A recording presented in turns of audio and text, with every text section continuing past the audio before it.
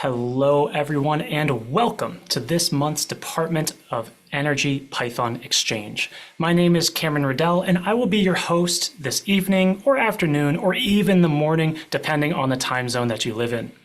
As you all may know, our goal here is to have Python thrive within the National Lab system and the associated research sites. And in support of that goal, we are joined today by guest panelist James Colliander, who's co-founder and partnerships lead for the International Interactive Computing Collaboration, which many of you may know as 2I2C. James is also a mathematics professor on leave at the University of British Columbia, UBC, where he was previously the director of the Pacific Institute for Mathematical Sciences and professor of mathematics at the University of Toronto. James also co-created Crowdmark, the grading and analytics company, and Callysto, a provider of open interactive educational resources. Colliander worked as a research physicist for the United States Naval Research Laboratory and 3M Company before receiving his PhD at the University of Illinois. Today, James will share his thoughts with us on cloud streaming science. But before I get into the agenda and everything that we have laid out for today, I wanted to remind everyone of a few key points about these exchanges. This call will be recorded, edited, and posted online. As a consequence, we ask you to be conscious of the information in the questions that you may ask to ensure you're not accidentally sharing anything that's privileged or requires clearance. Additionally, as you all know, we are a growing community and we would love to stay in touch with each of you. If you would like to be kept up to date with our monthly exchanges, please sign up for our mailing list, which you can find on our website, meetup.doepy.org. You can additionally find the recordings of all of our past exchanges on this site, as well as a recording of today's exchange once it has been edited and, of course, posted. For those of you who have never joined us for an exchange before, I would like to share with you that we typically break these events down into 4 parts. First, we'll introduce our absolutely fantastic lineup of guests and host panelists so that you may all get to know them as well as their respective fields and backgrounds. Second, we will kick off into a coding activity where we'll ask some very applied questions to our panelists to elicit some practical discussion about best practices in software development and specifically where they fit into the world of an academic or scientific researcher. Third, we'll turn things over to our guest panelist, James, who will share some prepared remarks on scientific computing in the cloud. Then finally, to wrap up, we will have a full discussion about the points brought up by our guest panelists. And for everyone joining us in the audience, this is your chance to ask questions and engage with our panel to help us all understand where Python fits into the life of a researcher. Now, with that being said, why don't I go ahead and share my screen? So behind me, you'll see my screen. I'll hide in the corner over here, and let's dive in and meet our fantastic panelists for today. For our host panelists, very first, well, we have myself. And so I'll start by introducing myself again. Hello, everyone. My name is Cameron Riddell. And while I am not affiliated with any specific lab, I do have a background in academic research where I studied cognitive sciences in graduate school. And for today's exchange, I would love to discuss any and all questions relating to tools such as NumPy, Pandas, Matplotlib. Pretty much if it's Python, it's fair game for me. Next up, we are also joined by James Powell from Don't Use This Code. And James, I have a question for you. What is it that you consider yourself an expert in? And James, what questions would you love to help us answer from the audience today? Well, as you know, my name is James Powell. And one thing you may or may not know about me is I am the chairman of the NumFocus Board of Directors, where NumFocus is a 501c3 nonprofit that fiscally sponsors tools like Jupyter, as well as NumPy, Pandas, and others. I am, however, the outgoing chair of the board.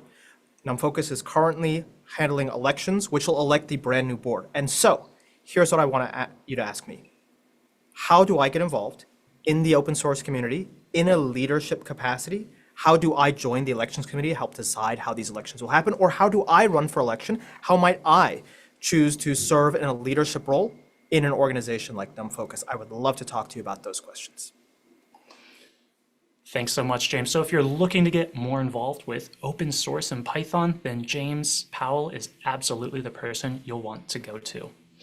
Let's move right along to our next host panelist, Tanny Chavez. Tanny, I see that you are at LBNL, but Tanny, can you tell us a little bit about what you consider yourself an expert in, and specifically the questions that you want to help us answer today from our audience?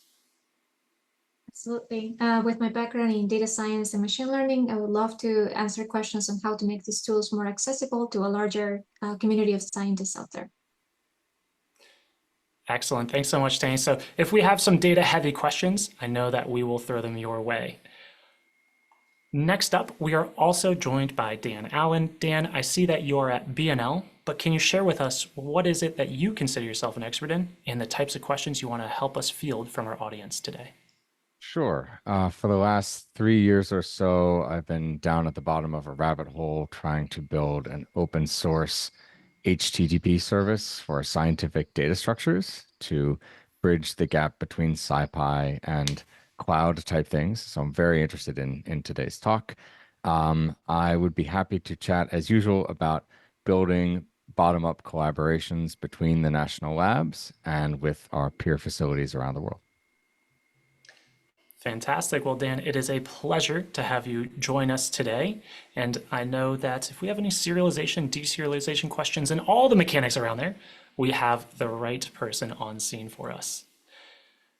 Next up, we are joined by a colleague of Dan's, Tom Caswell, who is also at Brookhaven National Lab. Tom, can you tell us what is it that you consider yourself an expert in and the types of questions you want to help us with today? So Tom Caswell, I'm at, as Cameron said, I'm at Brookhaven National Lab. I'm also the project lead at Matplotlib and a core developer for H5Py. I'm happy to take any questions about visualization or thinking through API design for large, widely used libraries. However, I suspect I may have to bail on questions and answers today due to childcare. Very fair, Tom. Well, we thank you so much for helping out with our panel today, and it's a pleasure to have you on board. So Tom, I'll make sure that we sneak in at least one data visualization question for you before you leave. Moving right along, we are also joined by Matt Carbone. Matt, you're also at BNL, so a lot of Brookhaven is representing today. But Matt, can you share with us what it is that you consider yourself an expert in and the questions you want to hear today? Sure. Matt, I'm in the Computational Science Initiative at Brookhaven. I do stuff everywhere, but my specialty is machine learning for science.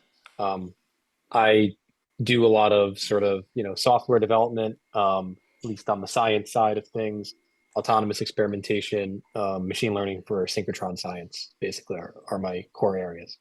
I'd be happy to field questions about, Python for science in general, from the science side, I guess, because we got plenty of expertise here on the software side. Perfect. Well, Matt, it's a pleasure having a domain expert such as yourself join us, and it helps keep our panel balanced with domain expertise and how it's actually used in Python. Now, let's move on to our guest panelist for today. This is, of course, James Colliander. And James, I see you're affiliated with 2I2C, and I know that you're on leave from the University of British Columbia. But James, can you share with us and our audience what you consider yourself an expert in, as well as the types of questions you want to help us answer today? Well, my area of mathematical research was on nonlinear Hamiltonian partial differential equations. I like to predict the future when the equation might allow me to do so. In reality, many of the challenging equations, it's hard to predict because of chaos. So that's an area where I did a lot of work. My kind of newfound interest is to find synergies between people and to find ways that either through technology or collaboration that we can have lots of win-win experiences by working together in new ways. So those are some things about me. I suspect that when it comes to the details for how to use Python in nitty-gritty questions that are going to arise, that others are going to answer better than I can. But I'll listen. Well, James, it is a true pleasure to have you join us today. And we have a great panel who can help us address the nitty-gritty small details of Python. But of course, I know that you will help us actually figure out how to socialize Python and make it work for everyone. And of course, make it accessible. And so with that all being said, why don't we jump right into our coding activity? And if you haven't joined us for a coding activity before, well, the rules are fairly simple. Every month we play one coding activity, and today's coding activity is called Worse Than Nothing. And so its name gives away the rules. But let's talk about the rules first. What is worse than nothing? Well, our premise is something better than nothing. Let's find out. Our panelists will be presented with things that we tell scientists to do all the time, as though they are universally good ideas.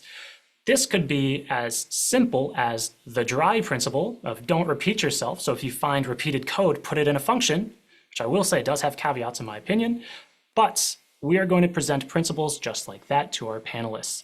They will identify circumstances or situations where doing these could be worse than doing nothing at all. We will score our panelists, not actually, but we'll score them on specificness with bonus points for relatable anecdotes and experiences working with scientific researchers. And so let's jump into our very first round. Round 1, comments in code. When is it the case that a scientist adding comments to their code could be worse than having added no comments at all? So I'll open this up to our panel. Whoever has the first thoughts or the strongest feelings, jump right ahead. I will say when the comments don't get edited, when the code gets edited, so they now describe the prior version of the code. Tom, that's the same for documentation too. I'd rather have no documentation than documentation that wastes my time leading me down the wrong path, right? At least I kind of know if there's no documentation, I got to figure it out myself. Mm-hmm. And Matt, I see your hand up. Yeah, I figured I'd try to use the Zoom raise hand thing. Definitely when it's a crutch for badly written code. So, right, I subscribe to the idea that like a function should have no more than, a handful of inputs. And if it does, maybe you should package them together in some way. So a comment that explains, right, every single one of 50 different inputs to a function, right? There are some cases where this is required, but perhaps there's a better way. So yeah, when it's used as a crutch for writing code that could be, improved or refactored. Absolutely. Any other thoughts here? Riffing on Matt's comment, I'll steal a quote from my friend Dylan, who has said in the past, a comment is an apology. I couldn't think of a way to write this that I wouldn't have to explain it to you. That's very fair. I have a follow-up question for Tom. Since James Powell mentioned, right, comments can be, as out of date as documentation. Tom, as the maintainer of a very large and very popular Python project, how do you make sure that your doc strings are up to date? Or how do you make sure, even harder, how do you make sure your comments are up to date? There's no programmatic silver bullet for this. It just is a matter of careful, when we make changes, it's a thing we pay attention to code review. So it's a social mechanic more than a... Yes, but on doc strings in principle, you can look at types and we use NumPy doc, so you can parse the doc string and then compare. But for inline comments, there's no magic there except careful review and caution. Mm-hmm. And I see James Powell has his hand up. Do you have something to reply? Well, I wanted to comment on, since today's prepared remarks are probably going to talk quite a bit about notebooks, there's another form of commenting in notebooks, which is the narrative markdown blocks in between. And I always hate it when I open up a notebook and there's a large heading that says scratch and then a bunch of garbage underneath. And the top is like they were coding 15 different versions. And you don't know which one's the actual code, which one's the previous version. And there's like duplicated all over the place. what the notebook is good at is about communicating a narrative story. This is where you start. This is why I do the next thing. And if you're just using it as a giant scratch pad, I don't really think the notebook is altogether that much better than if you just use Emacs.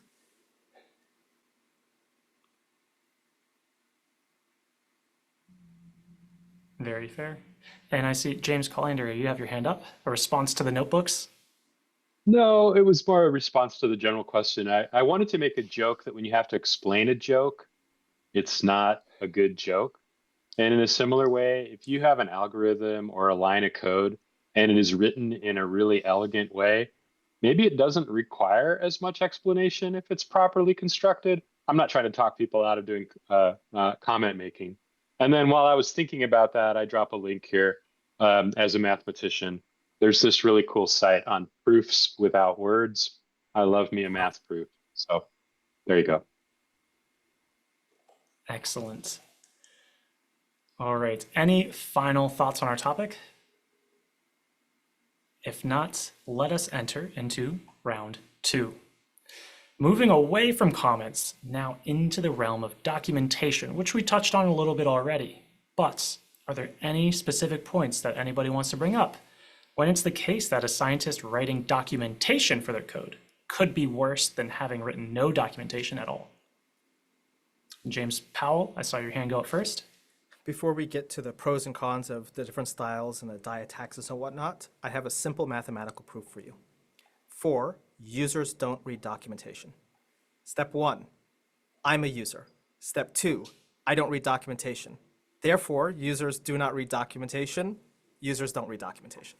But they'll complain if you didn't write it.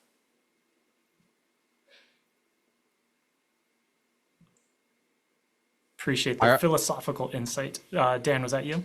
I write documentation for the pleasure of emailing users a link to the documentation so that they know that they could have found it if they looked hard at it.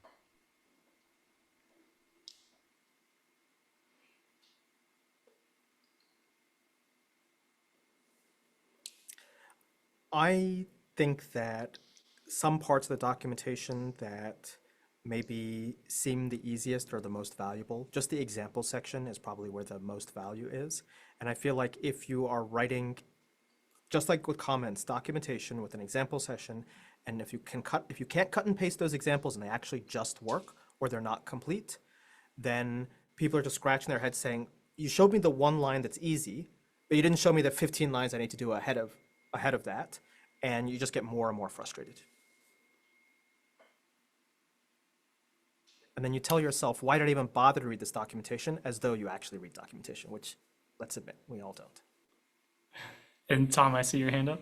So I'm gonna say that if we leave aside the documentation is wrong and outdated issue, I think writing doc strings for functions is always a positive because it forces you to try to explain in words what your inputs are. And if you find it's really hard to explain what's going on, or you end up writing doc strings that refer to other doc strings, that is a hint that your API may not be as clear and as smooth as it was when you wrote it in your head, and that activity is a important part of the design process. I know I'm not sure, seeing this from, I think, Dan, the idea of tutorial-driven development, where you write the tutorial that you want to use to teach someone first, and when that's easy, you now know what API you need to go write.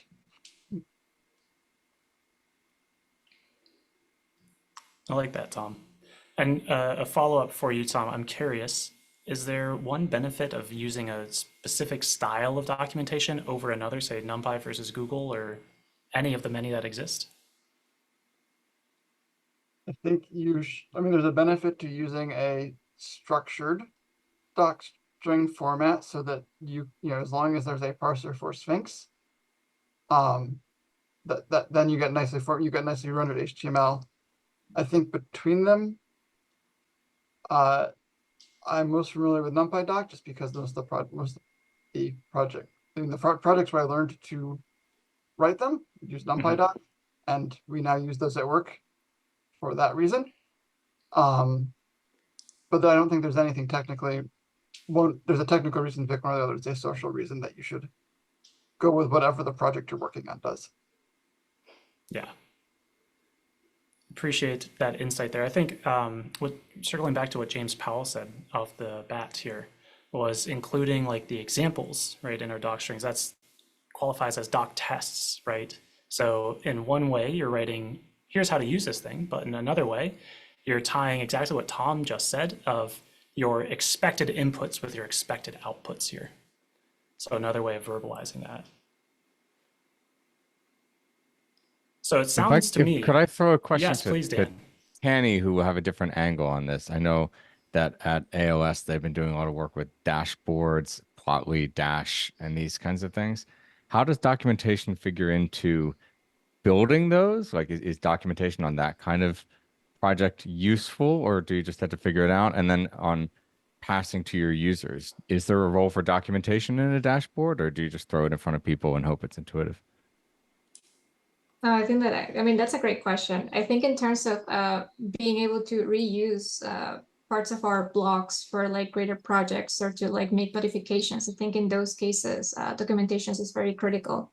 Of course, when it comes to Dash Plotly in particular and other technologies that we use, I think it's mainly driven through examples because, as James said before, I try my best sometimes to read documentation, but not always. It's something that I do intuitive. I think that I would like to think that the tools that I'm using are intuitive enough that I can just go ahead and jump on an example.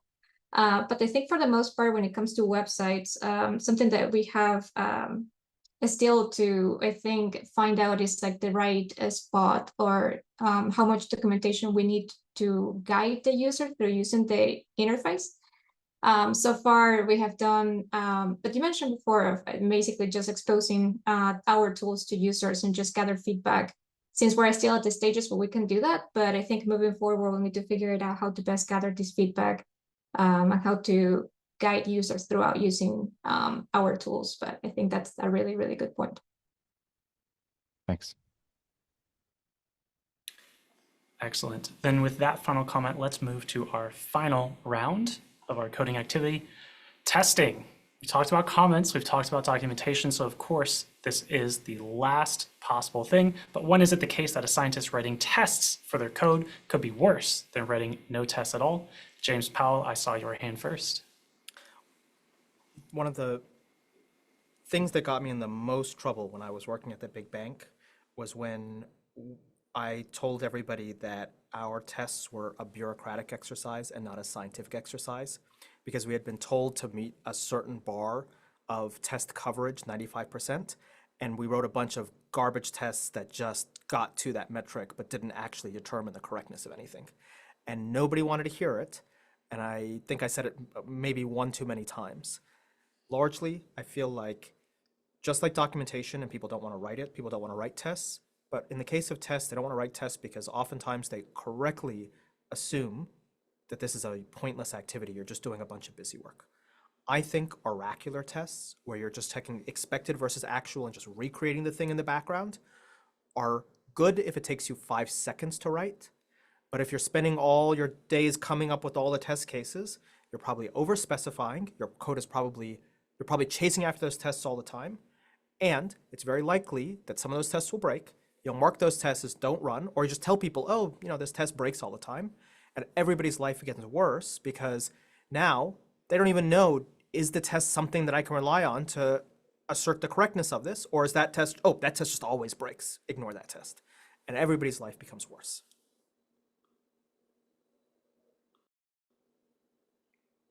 Yeah, I think Tests I are have a a comment. scientific exercise, not a bureaucratic exercise. But Tenny. Yeah, I think I would like to follow up on that thought as well, because I think I myself have fallen onto that rabbit hole in the past, especially within data science, because more so we can take the unit testing a bit further in the sense that we can have, for example, some ranges of, let's say, for example, if I have an example data set, I can set up which are my expected ranges of comparability on certain results, for example, like certain prediction or something, especially within the machine learning realm. And I think that's very valid. To some extent, it could be very useful, but for some use cases, I think ending up in that rabbit hole where the test has exceeded potentially what was required, that in this case, for example, it will be, does the function goes through, does my imports work? has the changes that I have made break anything in terms of execution itself. I think it went a bit further into, is my performance still as good as before? And I think, but perhaps unit testing was not the place to do that type of testing, so to speak. Absolutely. And I see Haran, your hand is up. Yeah, so I wanted to also add that, like we say, just using try catch without like proper exception handling is bad. Sometimes I run into the same issue where our tests are not maybe specific enough to detect the actual error. So it's maybe looking at some specific exception, right? And it's not doing enough checks to make sure that exception occurred for the specific reason we think it is. Sometimes we just get a false sense of assurance that our code is working, but it's maybe breaking for some other reason. So I think that's a very bad thing. Like if we do write a test, we need to also think about that. Just like when we think about handling an exception with a try catch, just like a similar level of caution there. If we just write something, it's actually could be detrimental to the code quality eventually. It's a great point, being precise or surgical, especially in our unit tests, right, where we want to test the smallest functional components of things. Any final thoughts here? Dan, I see your hand up. And Dan, you might be muted. I sure am. Sorry about that. There was on a previous panel, Jim Povarsky had a metaphor for this similar prompt that has stuck with me, and that is it's like dissecting a frog, using that metaphor for the second time today, where you pin the frog into place and you don't want to lock it in cement. You don't put pins everywhere. You need to be able to pull at things and examine sections, right, and have a little stretch. And I think this connects up to the over specification point. There's a lot of design taste and interrogating your own confidence that a particular thing is essential and likely to stick around for a while as you build tests into young projects in particular. Mm-hmm. So the freedom to keep the project and its API, right, moving in a predetermined direction. Mm-hmm. Excellent. All right, well, if that wraps up our thoughts, thank you all so much for your participation and your discussion in our coding activity.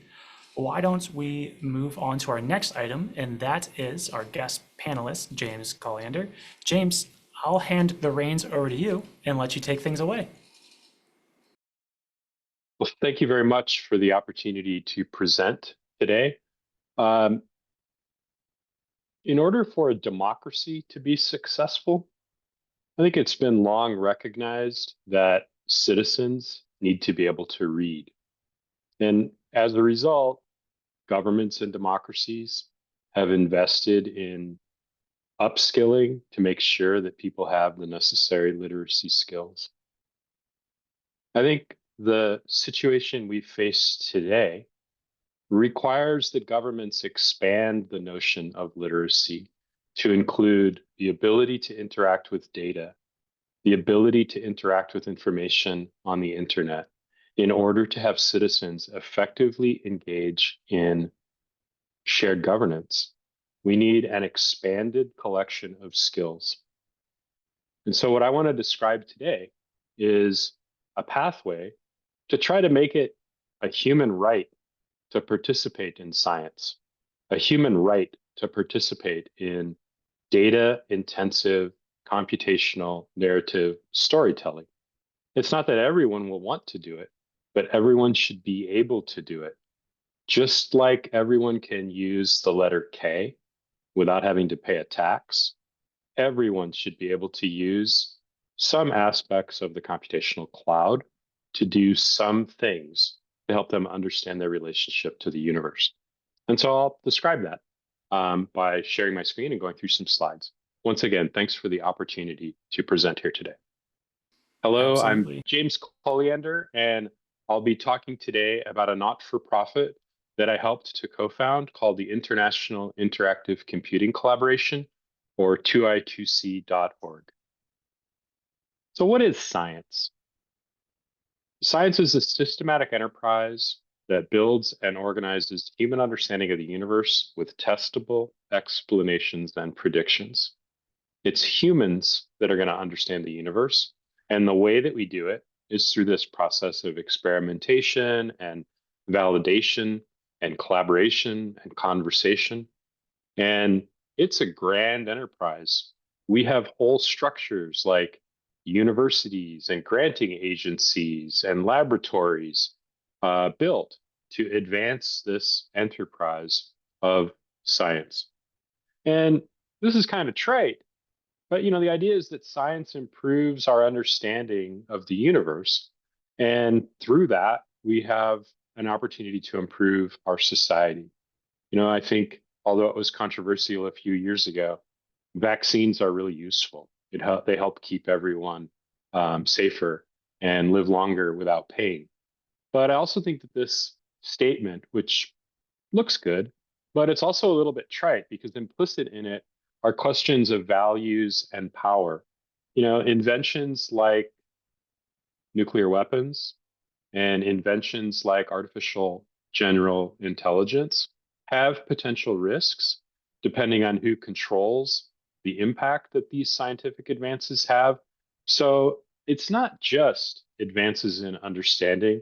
I think it's also the way that we as humans evolve with our understanding of each other while we learn more about the universe. And so we have to look not just at science as a be-all, end-all good that is good no matter what because knowledge is good no matter what. I think we have to look at knowledge carefully as it advances and understand who is it that is understanding and what are they doing with it and how can we make sure that everyone has access to that knowledge, or is it restricted to a small group of people? So there's a lot of values and power around science that we also have to think through. So the North Star of science is we as humans understand the universe better, and the universe might be fusion energy in this context, or it might be trying to understand social behavior in a new way in social science. Could be understanding how to use Monte Carlo methods in chemistry or something. But we as a group of humans begin to understand things more deeply, or we might teach others to understand that which we've learned. And the method, the fundamental activity of science, is humans talking to one another. Sometimes we do it in teacher-student relationships. Sometimes we do it as collaborator to collaborator. But the fundamental activity of science is the exchange of information. And right now, science today is really a dialogue between people and data using computers. And this magic triangle of data coming out of instruments, being analyzed on computers, rendered on laptops or rendered on monitors, and then interactively understanding what we think we know about the universe is the magic triangle of producing new science. And one way that we advance science is by students or collaborators coming into this triangle and working with us and trying to understand things. And then they matriculate off as trainees or experts. And so we grow a larger collection of people that understand the universe through this talent pipeline. Another is that we make discoveries. So insights from experiments or insights from the literature become data that we process together, working with computers and working with each other. And we produce scientific articles or data products or ways to make better decisions. And so in this way, we have a pipeline that advances knowledge. So the most important component in this whole enterprise are people.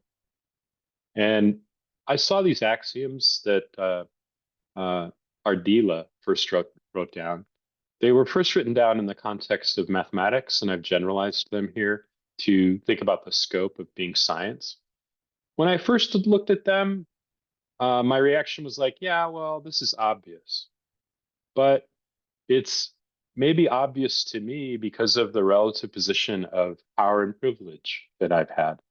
I think there are a lot of people in the world that look upon these and say, yeah, that may be true, but I don't have the library card that allows me to get access to the book that I wanted to read. Or I don't have access to be able to put my eyeball on top of the eyepiece to look through the telescope. So although everyone may have this potential, the way that access to science, the way that participation in science has been made available is very much based on a gradient. There are certain people that have better access than others, but these axioms help us to think about the potential for expanding the human understanding of the universe could really grow quite a bit if we just made sure that people that are presently excluded for either power-based reasons or circumstantial reasons, if everyone could participate more, then we will expand the goals of science. So this fundamental activity of science is the exchange of information in order to improve the human understanding of the universe. How have we exchanged information for science? Well, for about 10 to the 5 years we've talked, we've told stories.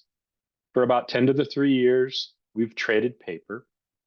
And for about 10 to the 2 years, we've talked through the telephone or the telegraph. And for just on the order of 10 to the 1 years, we've had a different system of cloud communication. And we're just learning, I think, how to use this ubiquity, this omnipresence of the cloud to change the way that we carry out science. And I call upon the audience here, people that know Python, that work in the Department of Energy's labs, to recognize that this is an epoch-changing moment for our generation. We have the opportunity to change the way that people understand the universe and influence it, to expand the audience and to improve people's participation in the discovery process. This cloud era brings remarkable opportunities to open up science. And 2023 was christened by the White House and by UNESCO and others as the year of open science. And there's been a real call to change the power structures and the systems for participation in science. And I think the cloud presents the technology for us to follow through on that call to action. So how is it that technology and maybe some changes in social structures can improve our understanding of the universe?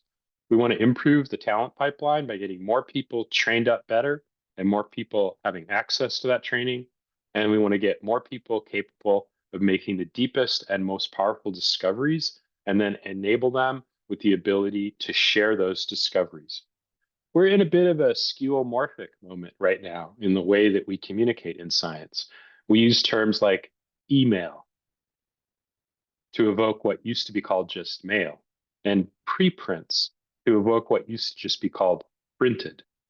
Articles and papers are now delivered to us digitally in formats that are really kind of digital replicas of prior ways of packaging up a bundle of ideas. An article is now delivered to you in a PDF format as opposed to in a photocopy or in a journal volume. But we're really stacking up the ideas of a scientific story using the same sorts of structures that were defined hundreds of years ago in the paper-based era. But we're now at a transformational moment where we might be able to use these cloud-based systems to communicate scientific ideas in new ways that allow more participation and deeper interaction, faster reproduction, better validity of all of our advances. And so we have an opportunity to transform the way that science operates. Imagine the future from 1948. This was quite a remarkable summer. So this image might be from the most influential paper of the past 100 years. This is from Claude Shannon's paper in which he described information theory. And in this paper, the quantification of information using the concept of a bit first appears. And it's kind of an abstract way that information is transmitted from a sender to a receiver. A few weeks prior to the submission of this article for publication, this patent was submitted, which was for the first transistor. And this was all in basically the same hallway at Bell Labs. Imagine in 1948, knowing that you had just established the digital atom, the atom for making signal processing scalable across an entire planet, and that you'll build on this vision of Theodore Vail, the CEO of AT&T in the 1906 timeframe, that we might be able to teleconnect every pair of human beings. That wasn't the case in 1948. But with the invention of the transistor and this quantification of information, those individuals saw a future. They saw deep into the 75 years that we are now living in. And just imagine what it was like to look at that future from that time of discovery. And now put yourself back in the present and imagine 75 years from now, or maybe just imagine 10 years from now. How can we build a better future using all of the power of Python, the cloud, interactive computing, and the connections of all of these scientific instruments to the eyeballs of everyone across the world? I think we're just scratching the surface. So imagine science in this cloud streaming era, and let's try to build it. Let's try to build it so that it's awesome. What's the future? What's that future that you imagine? Does Microsoft own science? Does Google own science? Do we have to pay a tax every time we make a Python call? Or can we imagine a human right to participate in science that's enabled through a system of digital public goods that enables everybody to participate in data-intensive computational narrative sharing? I want to build that alternative future with a human right to participate. And I'll tell you about a little background of my progress together with many others that have contributed towards trying to enable that future. So here's a timeline of some foundational work in open source and in the cloud. So back in 2006, S3 launched. Amazon Cloud was a little bit earlier than that. Microsoft Azure launched in 2010. The IPython notebook was launched just at the end of 2010. Shortly thereafter, RStudio.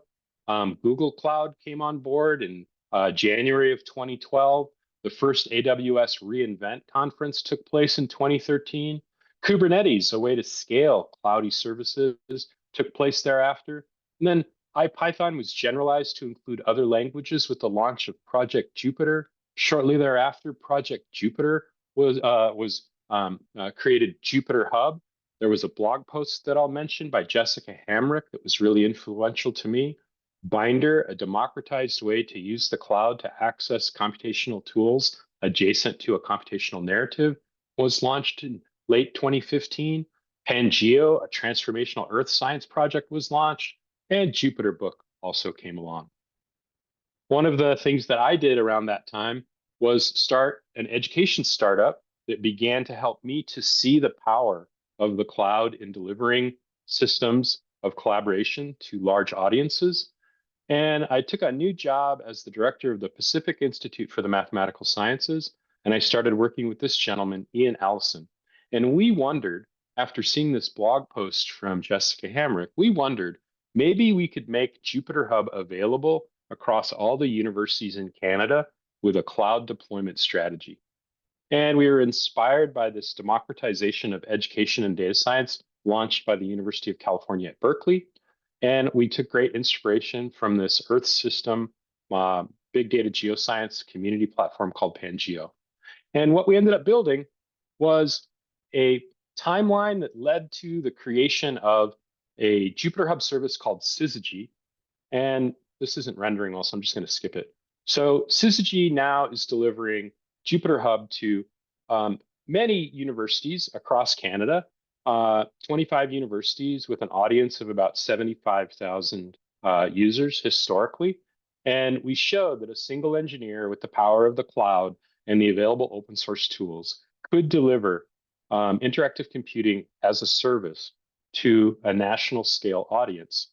Around that time, I also helped to bring into creation a Jupyter-backed open education resources, not-for-profit, that delivered curriculum using interactive computing to students and teachers in grades 5 to 12. And these experiences led me to join forces with some of the founders of this open source ecosystem to create 2I2C. Callysto and Syzygy, while successful, were also kind of impending catastrophes because we did not have a proper business model or service agreement or sustainability strategy to make sure that these tools were properly backed up and made available more generally. And so 2I2C aims to be this kind of digital public goods provider as a not-for-profit that can sustainably deliver interactive computing to large audiences of researchers, instructors, students, and maybe more ambitiously to citizens. So with this remarkable team of co-founders, we launched 2I2C about 3 years ago. And our vision is for a global network of community hubs for interactive learning and discovery. And we want these hubs to kind of become a digital home or a digital village in which these folks can create and share knowledge between and among these different networks, all connected through the cloud. And we do so by offering some scaffolding that can be customized based on the particular audience's toolchain needs and the particular audience's data needs. Some data may need to be locked down and very secure. Other data might be publicly available. And when there's an idea that makes advances in these tooling delivery systems, say in the climate community, that idea might propagate through this open source ecosystem to become shared and used in a sociology classroom. And then other ideas may propagate over to neuroscience. This whole ecosystem is designed so that when someone comes up with an idea, that idea, maybe from a scientist, can be shared with the open source community that works on those ideas. And this idea for a new tool might get built into something that is actually deployed. And then this ecosystem of science and software development, information exchange, improves the tooling and enables more science. We've now grown to a network that serves more than 80 communities with more than 6,000 monthly users. We've also contributed more than 2,000 upstream pull requests to the upstream projects that we rely upon. And we have ongoing collaborations with a collection of entities such as NASA, Howard Hughes Medical Institute, and others. Some examples of the services that we run. We run services for the United States Greenhouse Gas Center, which is using Jupyter and related tools together with data from NOAA and from NASA to understand the federal government relationship to greenhouse gas emission and to monitor greenhouse gases. This goes beyond the requirements of the Paris Agreement and is quite a striking project. We've also done some really interesting work with a community that's studying the cryosphere called CryoCloud. And we have a list of running hubs that's available off of our site that shows where all of these communities are looking at things. Maybe the last thing I'll show is we also have a page that you might find, 2i2c.org/KPIs, and it shows you a little bit of our global usage. This shows the hubs and active monthly users. It also shows the geographical distribution. Shows you some of the hubs. Well, with that, I'll pause. Thanks so much, James. An absolutely fantastic presentation, and I'm so appreciative of all of the work and effort that you've put into your projects. I'd like to invite our panel back up for a brief discussion before we wrap for the day. And if there are any questions that our panel has, I would love to hear them now. We do have one in the Q&A. And so why don't we tackle that one first, and then we'll open up for our full discussion. So a question from Justin Goodrich in the audience, specifically for James Colliander, that is. Many scientific journals are paywalled and have costly publication fees. How do you view these paid journals in relation to the, quote, human right to participate, end quote, in science? While some researchers post their work on free preprint sites like our archive and their own websites, there still seems to be a divide between premium and free sources. How do these publication schemes fit into the open source ecosystem? So this is a great question. Let's look at those journals for a moment. So as a mathematician, my collaborators and I might write a paper. Then we submit the paper for publication.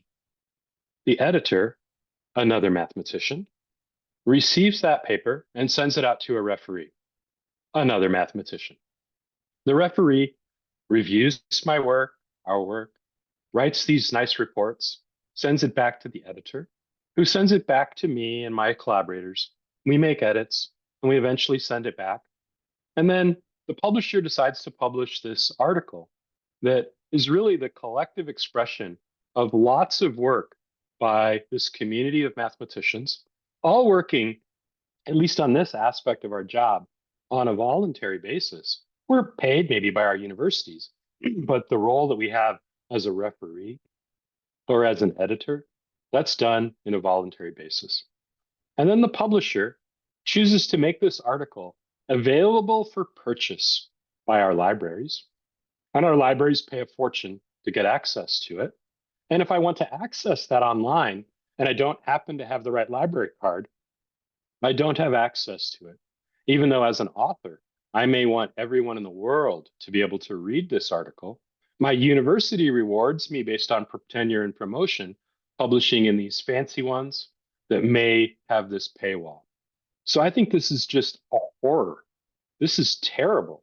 This is a violation of intellectual generosity, and it is a violation of intellectual humility. And we should not be serving publication systems that are taxing our generosity. So I would much prefer a system where we can share when we want to, with who we want to, how we want to.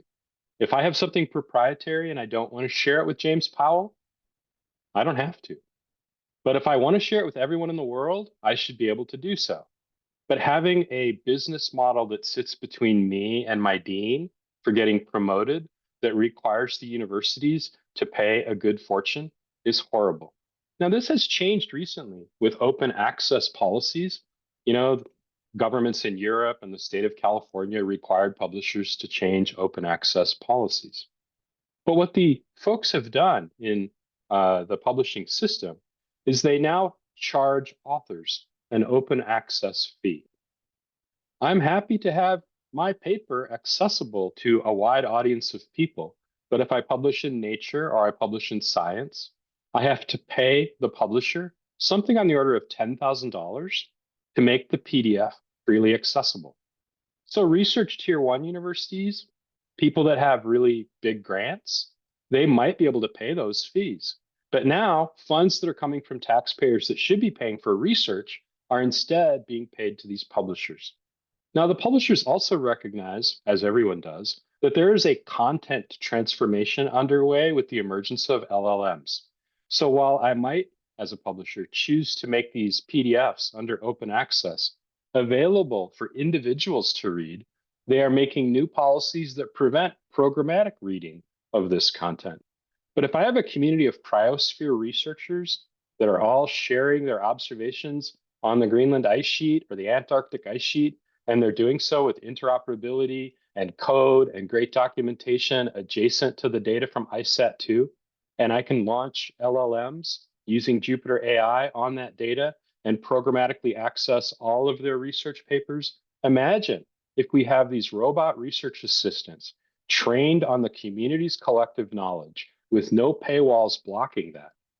What will happen to science in that type of a future? We might be able to advance much more quickly, but these paywalls in between the scientific products that we produce are offensive to me.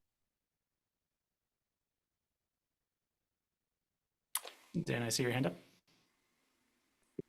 Yeah, so I think we know as a community how to do open source projects for code. What have you learned in 2I2C that we didn't know 5 years ago about how to do open infrastructure? Things like basing on Kubernetes as opposed to cloud vendor specific standards. What else in that category do you think you've learned? So one thing I learned there involves a vignette with one of my 2I2C co-founders named UV Panda, who I've come to just adore as a remarkably beautiful human being. Mm-hmm. So with my background as an education technology startup founder with a patented project, I was really interested in trying to bring 2I2C forward to this not-for-profit delivery system. And I really wanted UV, as kind of one of the leaders of Jupyter Hub, to join this team.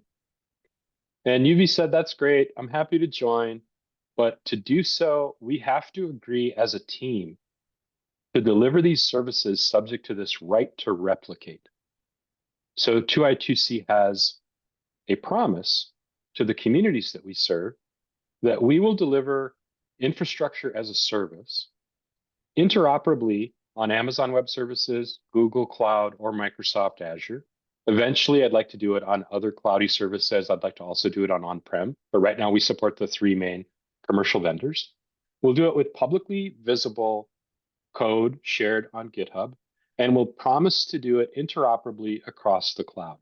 So if one of our customers wants to run the service themselves, they can do so. And if they want to switch from Amazon to Google, we promise that the way we deliver it allows them to do it. I think this is an innovation that goes beyond open source in that it is a promise about interoperability that's recognizing the commercial cloud is extremely valuable. It's huge. You know, governments make $1 billion of investment in cloud over a period of a year, let's say, maybe 2 years. But there's like $350 million a day going into commercial cloud. So we just can't keep up with that from a government point of view. So we're recognizing the power of the cloud, but trying to protect the infrastructure with what I think is a novel contribution to the open source ethos by making an open infrastructure promise. This is a first step towards a right to participate. A right to replicate is a protection on aspects of the infrastructure. And I don't know what the Bill of Rights for a human citizen to be a participating scientist, but I think this replicability is a step in that direction.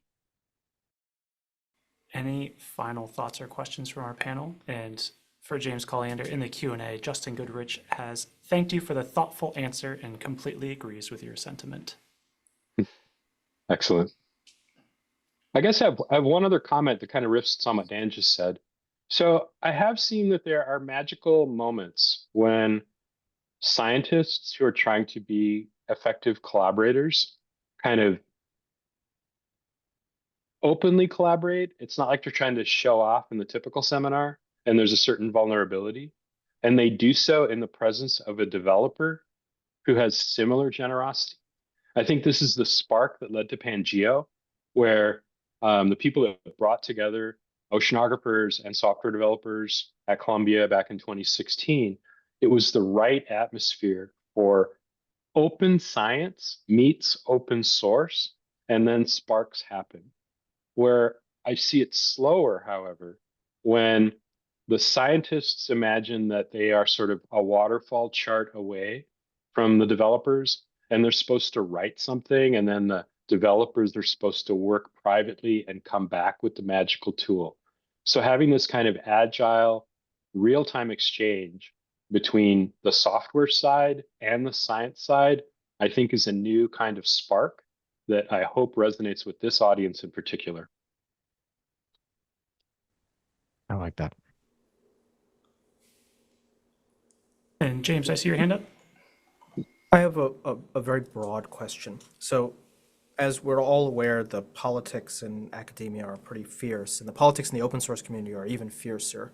And recently I was talking to some of my colleagues who have been contributing to key scientific computing packages in Python for over a decade. And it's the case that some of them are getting burnt out and even commenting that they feel like open source is exploitative, that they feel like, you know, they're just don't have it in them anymore. How do you keep a hold of your idealism? How do you push back against these things which tell you this isn't going to work, it's taken forever already, nothing's really changing, the world is the way it is, you know, just live with it? How do you maintain that idealism? Well, I don't always. Sometimes it's really hard, but I think there is a kind of inflection point that took place with the year of open science. You know, the invention of the transistor was kind of related to AT&T trying to manage the monopoly. And to a large extent, the precursor to open source was AT&T conceding some aspects of their intellectual property in order for the government to allow them to maintain a monopoly. And then, the laser, Unix, and fiber optics gets invented by this remarkable engine of innovation. But, we who touch scientific Python or who work on Linux, we've been talking about how this collaborative way of doing work is extremely valuable. And, banks use it, but they don't necessarily pay into it. That model of doing collaborative software development has slowly influenced the way we talk about science. And now this movement of open science that was, celebrated with a multi-agency announcement in January of 2023, it's really building on the success of open source. How can we take that and use those ideas to transform the way that we discover science? And I think that is a signal that there is governmental endorsement behind the values of collaboration inside of open source. That said, entities that have venture capital are trying to extract as much value and profit as they can, and they're going to harvest ideas that come out of open source. So I think to make this sustainable and to temper this idealism that you asked me about involves not just doing the science and not just doing the software development, but also doing the social innovation. Find ways for people to get compensated to do open source work. And in some sense, 2I2C is an experiment there where, once we are sustainable and maybe make a little more than our costs, we want to shovel that money back into the open source ecosystem and make sure that the people who are doing these valuable contributions are properly rewarded or at least compensated for their ongoing work. Thank you to all of you who keep building open source awesomeness. And there are people like me trying to find ways to make sure that you also, have enough revenue coming into your bank accounts. Fantastic. Well, that gives us what an excellent note to end on here today. I want to thank every one of our members of our audience for coming out and asking these fantastic questions, as well as all of our host panelists, and of course, James Colliander, our guest panelist. This has been such a fun Python exchange. I hope to see you all at the next one next month. If you're curious about the upcoming details, you can always check out our website. That's meetup.doepy.org. And next month, we will be joined by Dimo Angelov. So make sure that you tune in again next month. I'm looking forward to seeing you all here again. And until then, have a great one. Thanks, everyone.